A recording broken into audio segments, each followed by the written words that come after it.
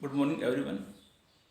Today we are going to start the next topic, Wheatstone Bridge Principle. Wheatstone Bridge Principle.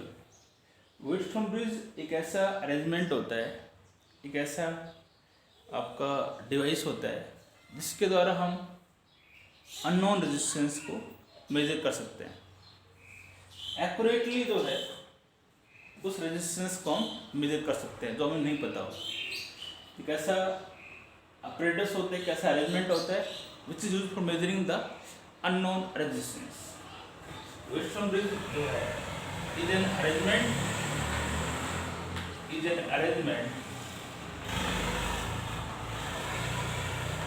for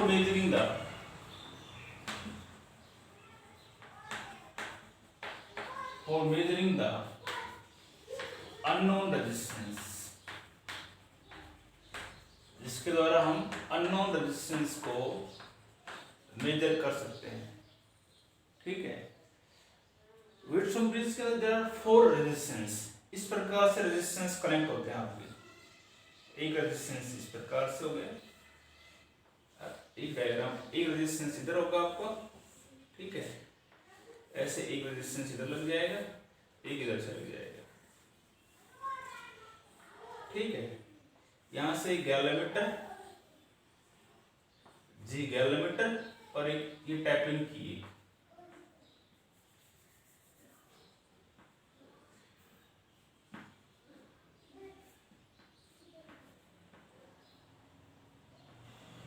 ठीक है। ऐसे आप एक tapping की आप इसमें दिखा सकते हो। यस, ठीक है। इसके बाद एक बैटरी,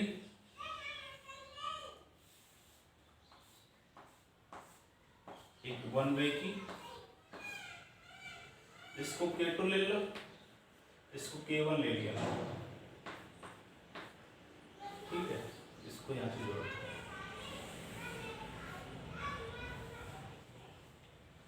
दिस इज पॉइंट दिखा दो, ए बी सी और डी। ये resistance P Q R S, जैसे इसको हम इंसर्ट करेंगे, टोटल करंट जो है मैंने मान लिया I फ्लो कर रहा है। when the key K1 is inserted and tapping key K2 is pressed, then a total current flow in the circuit is I। तो टोटल करंट का सम पोर्शन इधर हमने मान लिया I फ्लो कर रहा है। इस रेजिस्टेंस के अलोंग करंट जो है वो हमने मान लिया I1 करंट फ्लो कर रहा है इस रेजिस्टेंस के अलोंग। और इस रेजिस्टेंस के अलोंग कितना करंट फ्लो करेगा? फिर वो टोटल करंट I था, इसका कुछ पोर्शन I1 इधर फ्लो करेगा, तो रिमेनिंग करंट आपको इसमें फ्लो करेगा कितना? I minus I1। ये तो होगा टोटल करंट I, तो टोटल I आपका जा रहा है, इसका कुछ भाग जो है I1 इधर मान लिया हमने, तो रिमेनिंग करंट ये तो आएगा I माइनस I1 करंट आपका रेजिस्टेंस R के अलोंग फ्लो करेगा। और जो गैलोमीटर जो है इसके अक्रॉस मैंने मान लिया करंट जो है आपका I2 फ्लो कर रहा है, ठीक है। अब ये आपका एक जंक्शन पॉइंट हो गया, बी पॉइंट। बी पॉइंट क्या हो गया? एक आपका जंक्शन पॉइंट हो गया। अब इस पॉइंट के ऊपर एक करंट आपको इधर जा रहा है I1, एक किधर करंट क्या आ रहा है I2। तो according to Kirchhoff's first law, total current इसमें जो फ्लो करेगा इस रेजिस्टेंस के अलोंग, Q के अलोंग, वो कितना होगा? वो होगा I1 माइनस ऑफ I2 आएगा। साइन टोटल करंट आपको इस पॉइंट पे ये तो आएगा I1 प्लस I2, पर टुवर्ड्स जंक्शन जो करंट फ्लो करेगा पॉजिटिव में, और जंक्शन से बाहर जो करंट फ्लो करेगा उसमें आएगा नेगेटिव। तो इस रेजिस्टेंस Q के अलोंग करंट आपका फ्लो करेगा I1 माइनस I2। अब इसमें करंट आपको इधर से आपको करंट कितना आ रहा था इसके अलोंग I2। अब इस रेजिस्टेंस S के अलोंग जो आपको करंट फ्लो करेगा वो कितना करेगा भाई?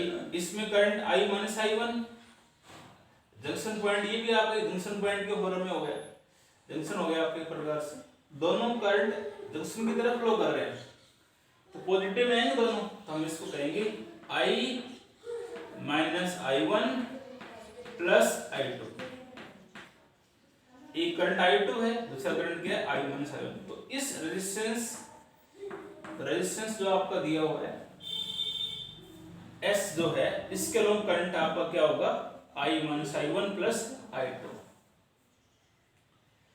ठीक है, तो इसके अंदर मैं यही आपको बता रहा हूं, इस फिगर के अंदर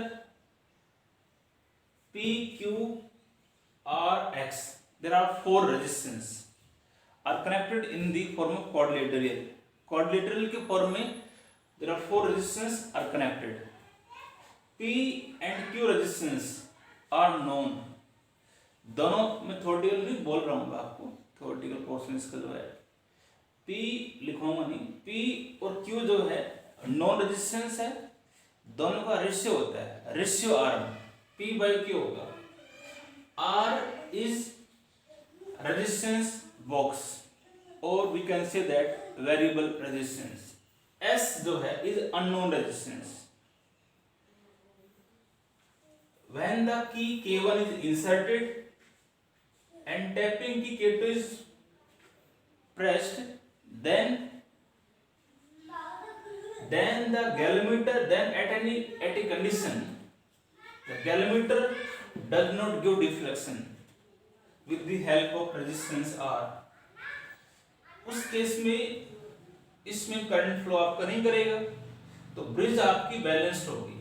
तो इसका प्रिंसिपल यही है, P बाई Q जो होगा इसके बराबर होगा R बाई X। ये इसका प्रिंसिपल है।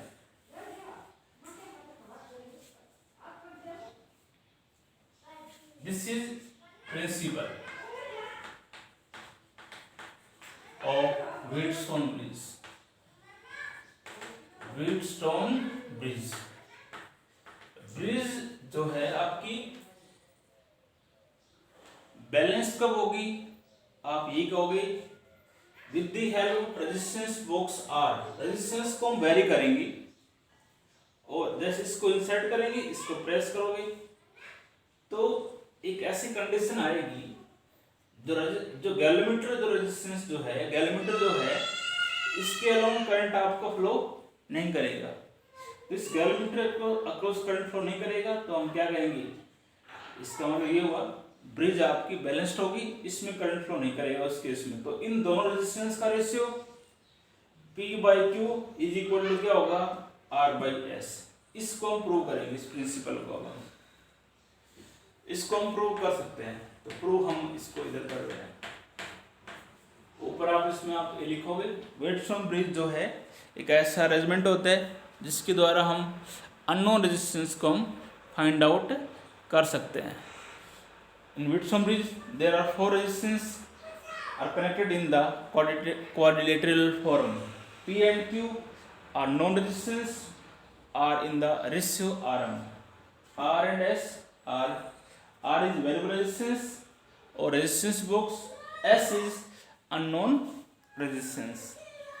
ठीक है, with the help of resistance box R, the value of R is so adjusted। R की वैल्यू हम इस प्रकार से एडजस्ट करेंगे that on pressing the key K2 the galvanometer does not go deflection। मतलब R की रेजिस्टेंस बॉक्स की value इस प्रकार से हम एडजस्ट करेंगे, यदि हम इसको हम प्रेस करें और इसको इंसर्ट करें, इसको हम प्लग करें, तो करंट जो है इस गैल्वेमीटर क्रॉस करंट फ्लो नहीं करेगा। तो वो कंडीशन हम यही कहेंगे ब्रिज बैलेंस्ड होगी। इसका मतलब इन दोनों रेजिस्टेंस का रेशियो इन दोनों के बराबर है। यदि इन दोनों रेजिस्टेंस का रेशियो बराबर है तो ब्रिज आपकी बैलेंस्ड होगी। ये इसका प्रिंसिपल है। अब हम इसको प्रूव करेंगे। प्रूव करने के लिए लेट I बी द, लिखने की बात नहीं, मैं शॉर्ट में बता रहा हूँ इसको। लेट I बी द, आप लिख सकते हो तो बोल रहा हूँ मैं, let I be the total current flowing in the circuit and I1 current some portion. इस टोटल करंट का कुछ भाग जो है I1 करंट हमने मान लिया भाई इधर फ्लो करेगा, और रिमेनिंग करंट जो है, रिमेनिंग कितना होगा, टोटल में से घटा दो, वो इधर फ्लो करेगा। क्यों? अब किरचॉफ फर्स्ट लॉ से इस पॉइंट के ऊपर आपका करंट एक I1 होगा एक I2 होगा। जब इसमें कितना जा रहा है तो I1 माइनस I2 करंट जो है ये करंट फ्लो करेगा इसके अलोंग, और ये भी जंक्शन पॉइंट है, इसमें करंट I माइनस I1, इसमें करंट I2, टोटल करंट दोनों जंक्शन की तरफ आ रहे, दोनों पॉजिटिव में होंगे, तो इस रेजिस्टेंस के अलोंग करंट आपका क्या आएगा I minus I1 plus I2। अब आप किरचॉफ का सेकंड लॉ लगा दो। In the close circuit, in the closed circuit,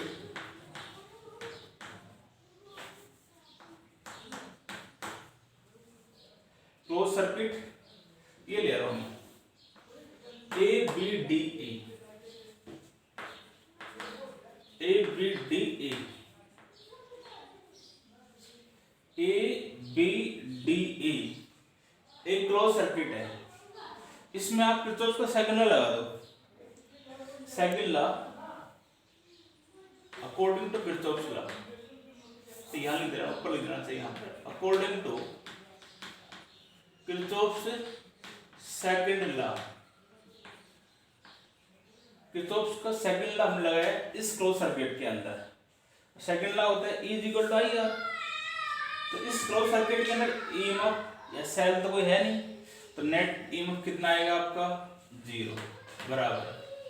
मैं स्टार्ट यहां से कर रहा हूं, I इंटू R होता है ना, इस रेजिस्टेंस का लोग करंट कितना फ्लो कर रहा है I1, तो ये आएगा I1P, फिर ऐसे जा रहे इस, अब इधर G गैलोमीटर रेजिस्टेंस, तो यहां पर प्लस में आएगा प्लस I2G,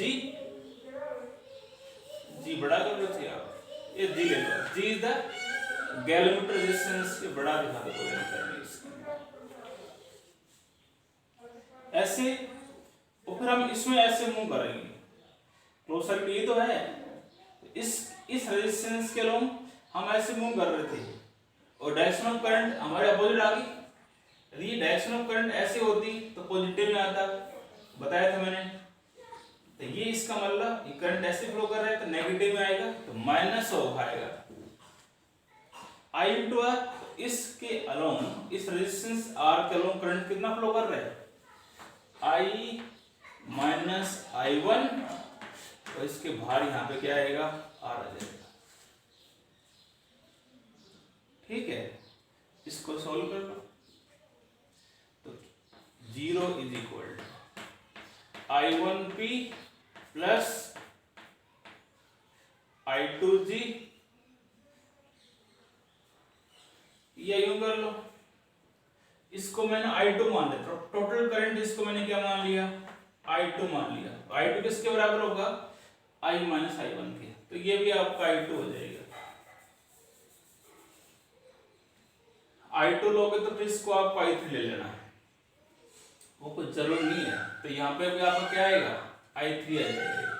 ठीक है, उससे भी आ जाएगा, पर यहाँ पॉइंट से मैं इसलिए अलग कर रहा हूँ मैं। तो ये आपका हो गया I1P प्लस यहाँ क्या आएगा भाई, इसमें करंट I3G आ जाएगा, और इधर आ रहे हो इसमें आप इसको I2 ले लेना होंगे, बस 100 वोल्ट में हो जाएगा, कैलकुलेशन इजी हो जाएगा। I2 और रेजिस्टेंस क्या है इसका, और I2 I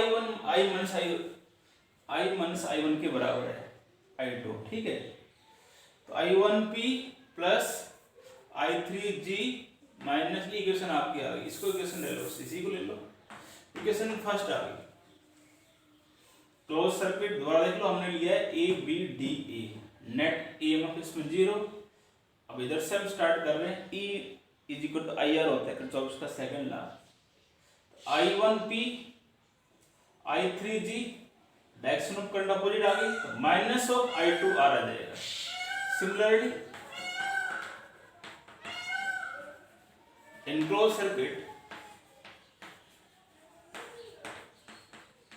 circuit BC ऐसे ये ले लो, BCDB।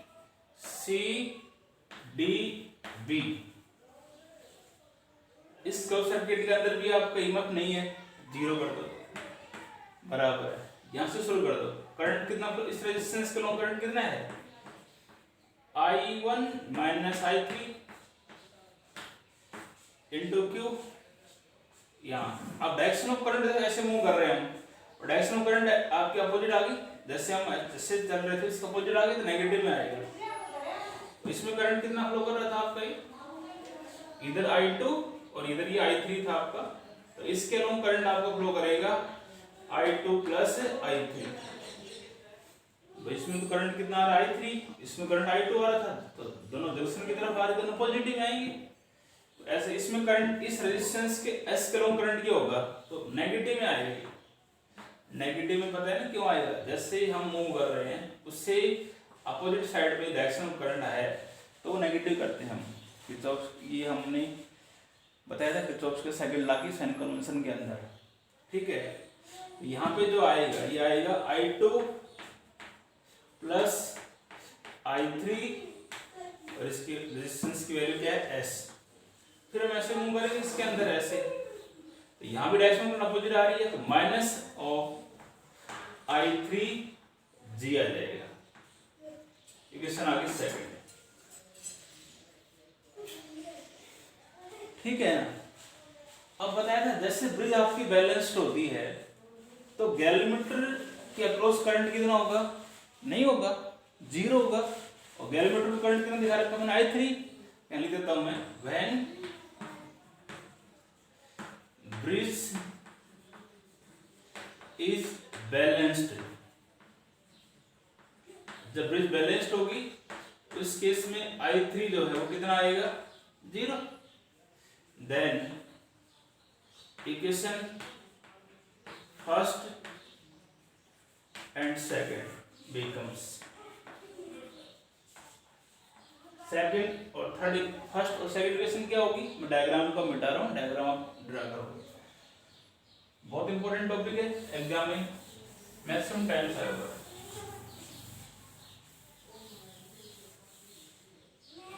अब आप क्या करो, I3 की वैल्यू जीरो कर दो इसके अंदर, इसके अंदर ये होगा, ऐसे कर देता हूं मैं, I1P plus zero minus I2R is equal to zero. तो ये हो गया I1P is equal to I2R। Equation आ गया आपकी third.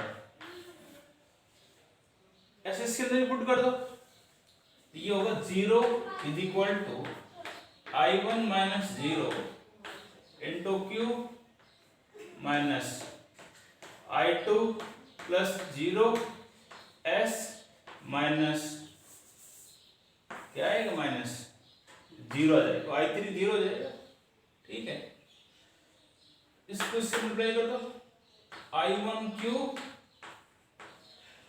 Minus I2S is equal to zero, ये है, इसको कर ले, I1Q is equal to I2S, इन दोनों को डिवाइड कर दो, dividing equation third by 4, divide करोगे